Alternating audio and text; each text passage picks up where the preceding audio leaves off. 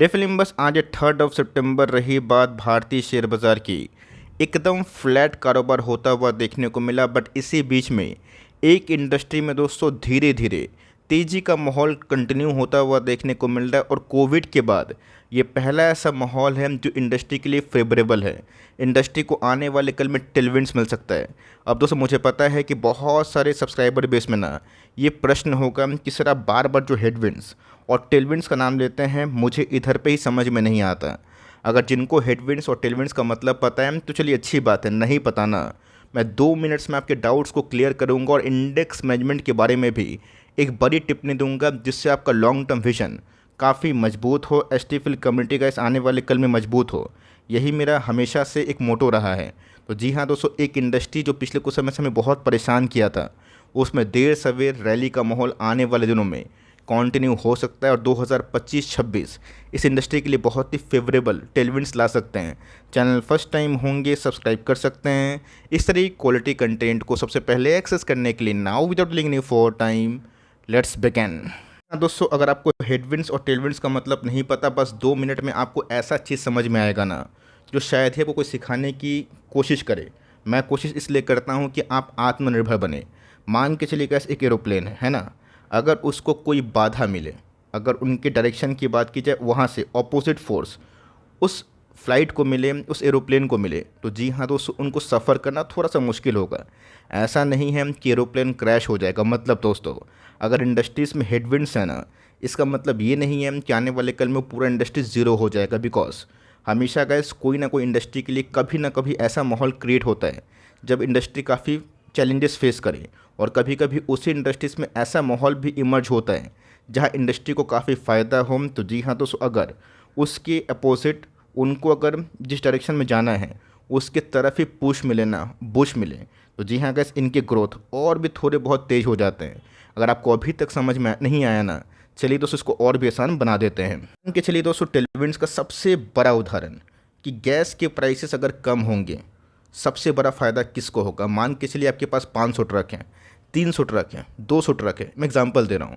अगर गैस के price, fuel के प्राइस काफ़ी कम हुए, फ़ायदा आपको होगा, आपके मार्जिन्स बढ़ेंगे, आपके प्रॉफिटेबिलिटी के फिगर बढ़ेंगे। और उसका अपोजिट अगर क्रूड के प्राइसेस में तेज़ी आई, गैस के प्राइसेस में तेज़ी आई, आपको वही चीज़ ना काफ़ी नुकसानदायक साबित हो सकता है। तो जी हाँ दोस्तों, टेलविंड्स अगर गैस के प्राइसेस में फॉल होता है ना, फ्राइट इंडस्ट्री सर्विसेज के लिए काफ़ी अच्छा टेलविंड होगा। इसके अपोजिट की बात की जाए केएफसी, आपको पता है कि चिकन में बहुत ही फेमस है। अगर चिकन के प्राइस मान के चलिए एनी हाउ काफ़ी बढ़ गए ना, केएफसी के मार्जिन्स में काफ़ी प्रॉब्लम होगी। इनके पास एक समाधान तो होगा कि चलिए अपने जो प्रोडक्ट्स के प्राइस को बढ़ा दें, लेकिन दोस्तों इसके वजह से ना उनका जो मार्केट शेयर है ना वो घट सकता है। बहुत ज़्यादा प्राइस बढ़ाने से, आप सबको अच्छे से पता है कि इनफ कंपटीशन होने के बावजूद भी ना बहुत सारी कंपनीज इसको झेलते हैं और सहते हैं। यस, फिर से अगर चिकन के प्राइसेस कम होंगे तो केएफसी को जोरदार फ़ायदा होगा। मतलब एक ही इंडस्ट्री में दोस्तों एक समय टेलविंड चलता है और हेडविंड चलता है। भले ही निफ्टी 25,000 का क्यों ना हो गया हो, बट ऐसे बहुत सारे स्टॉक्स हैं जो निफ्टी के 18,000 20,000 के लेवल्स पे जो थे ना, उसी लेवल्स पे ट्रेड कर रहे हैं। होप दोस्तों मैंने ये चीज़ बखूबी बताया, पसंद आया ना तो वीडियो को मैक्सिमम लाइक करें, अपने दोस्तों शेयर करें जहाँ पे उनको भी मजबूती मिले अपने नॉलेज के पॉइंट ऑफ व्यू में। तो जी हाँ कैसे, अगर आप निफ्टी को देखें ना, बहुत लोग बोलते हैं कि सर मेरे बहुत सारे स्टॉक्स रॉकेट बने, बहुत सारे मल्टीबैगर्स हमने फाइंड किए, बट दोस्तों ये शेयर वो शेयर XYZ अभी परेशान कर रहा है। मैंने क्या बताया, भले ही निफ्टी 25,000 का हो गया हो, लेकिन अगर पूरा स्टॉक मार्केट में 30 इंडस्ट्री है ना, तो 300 एक बार में अच्छा परफॉर्म नहीं करते हैं। बिकॉज इस माहौल में कोई ऐसा प्लेयर भी है, कोई ऐसा इंडस्ट्रीज़ पे है जिसको अभी भी लगातार हेडविंड्स मिल रहे हैं। हो सकता है कि आने वाले दिनों में समीकरण चेंज हो और टेलविंड्स मिले, बट जब टेलविंड्स मिलेगा ना आपको प्राइस अनुकूल नहीं मिलेगा। और यही का समझाना मेरा मेन मकसद है। आपने देखा कि NBFC के बड़े बड़े प्लेयर्स अभी भी उतना अच्छा परफॉर्म नहीं कर रहे हैं। केमिकल्स के ऐसे बहुत सारे प्लेयर्स भी हैं जो 2022 के भाव को नहीं तोड़ पा रहे। रीज़न साफ है, अभी भी कैसे इनफ कंपटीशन बना हुआ इस इंडस्ट्री में, बट सबका तोड़ यही होता है वक्त। अगर कंपनी अच्छी है ना, आपको अच्छे टाइम में वो कंपनी इतना पैसा बना के देगी जैसे कि पैसे हमने बहुत सारे मल्टीबैगर स्टॉक्स में देखे हैं। मैं दोस्तों कोविड के बाद एक इंश्योरर कंपनी की बात की जाए या फिर इंश्योरेंस सेक्टर की बात की जाए, जो पिछले कुछ समय से बहुत लोग काफ़ी परेशान किए हैं। बिकॉज नंबर ऑफ़ क्लेम्स काफ़ी बढ़े। आपने देखा कि 2020, 21 और 22 कितना ज़्यादा क्लेम उन लोगों को सहना पड़ा। अब सिंपल सी बात है, वो पॉलिसी ऐसी देते हैं ना, जहाँ पे क्लेम होगा तो उनको इमीडिएट एक्ट करना ही पड़ेगा।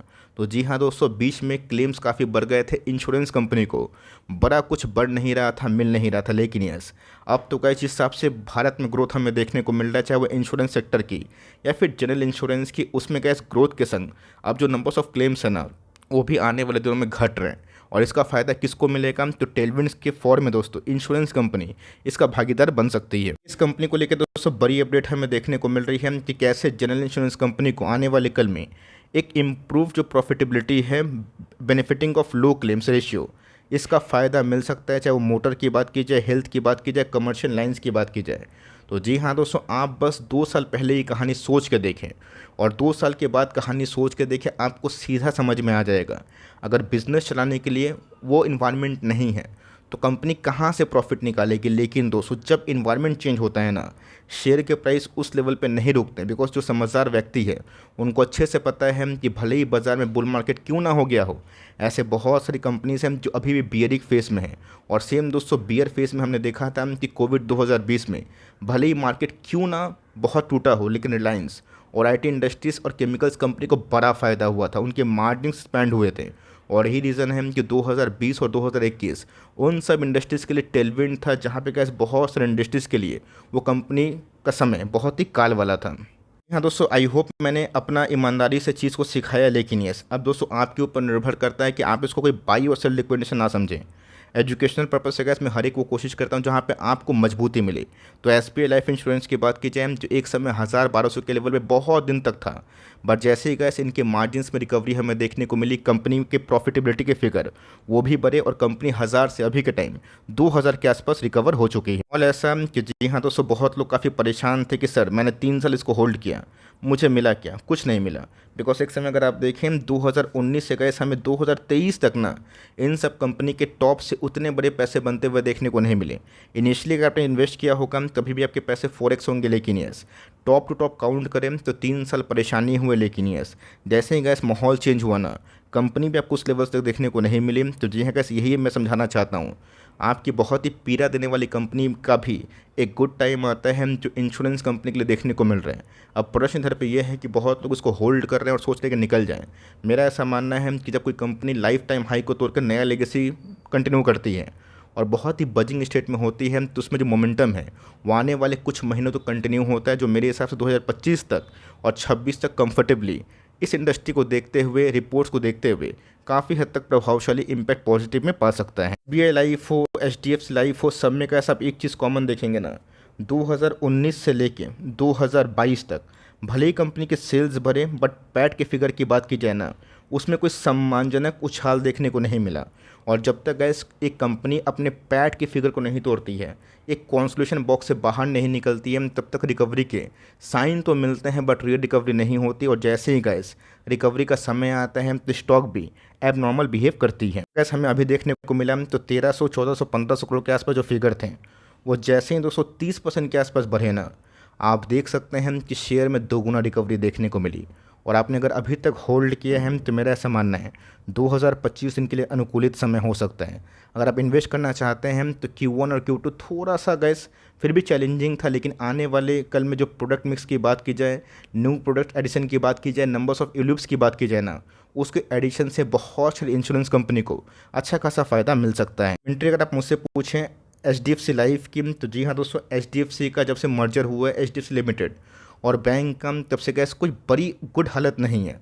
एक समय आपको पता है कि एचडीएफसी एएमसी भी इस तरह लोगों को झुला रहा था, बट जैसे उसमें हेडविंड्स को छोड़ के टेलविंड्स आए, बाजार में बुल मार्केट आया, लोगों की एसआईपी बढ़ी, आज गैस वही एचडीएफसी एएमसी ना उस लेवल से 2-2.5 गुना भाग चुका है।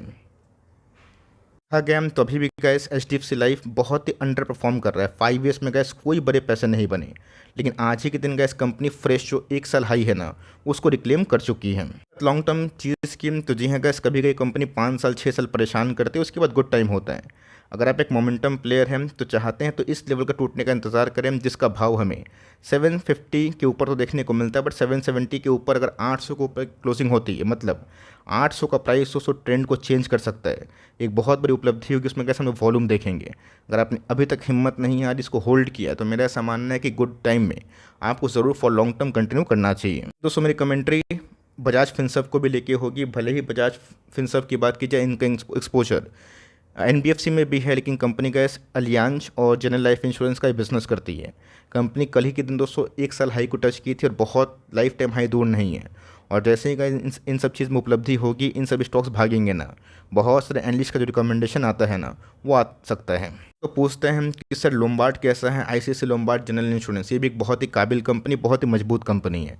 पिछले कुछ समय से कैसे इस कंपनी में स्टेबिलिटी हमें देखने को मिली, भले पैसे नहीं बने, बट स्टॉक में कोई बहुत 30% 20% के आसपास बड़ी गिरावट देखने को नहीं मिली। और होती भी है तो एक स्ट्रॉन्ग सपोर्ट के बाद रिकवरी भी देखने को मिलती है। तो मैंने कहा इस इंडस्ट्री को लेकर जो अपना आउटलुक है कि 25-26 तक अच्छा कर सकता है, बताइए।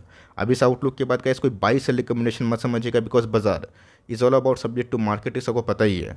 कुछ भी करने से पहले गाइस फाइनल मर्जी आपकी है, कॉल आपका ही होना चाहिए। वीडियो अच्छी लगी, इन्फॉर्मेटिव लगी और कुछ आपकी लाइफ में वैल्यूडेशन हुई, कुछ सीखने को मिला ना, ज़रूर लाइक और सब्सक्राइब चैनल को ज़रूर करिएगा। तो गाइस मिलते हैं जल्दी ही, तब तक के लिए bye. Thanks for listening friends, God bless you all.